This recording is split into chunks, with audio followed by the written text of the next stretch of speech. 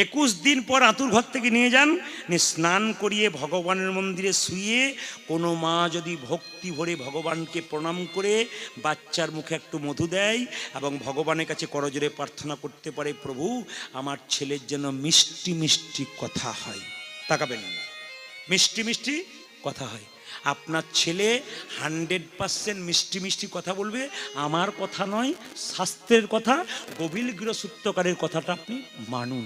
এর পরবর্তী ক্ষেত্রে আপনাদের বংশে বাচ্চা হলে খুব মাথায় রেখে যান কথাটা, 21 দিন পর স্নান করিয়ে মুখে মধু দেবেন মন্দিরে। 2, তাকাবেন, আপনার বাচ্চার যেদিন অন্নপ্রাশন, পরাশর গৃহসূত্রকার বলছে যদি ওই দিন না পারলেন তাহলে এক কাজ করুন, বলে কি, যেদিন অন্নপ্রাশন মুখে ভাত দেবার আগে, পরমান্ন দেবার আগে একটু মধু দিয়ে সূর্যদেবকে প্রণাম করবেন। কি কি নিয়ম বলে দিই, মধুটা বাচ্চাকে দেবেন, মুখে দিয়ে সূর্যদেবকে প্রণাম করবেন, সূর্যদেব তুমি যেমন উজ্জ্বল জল জল করছো, আমার ছেলে যেন উজ্জ্বল হয়, সমাজ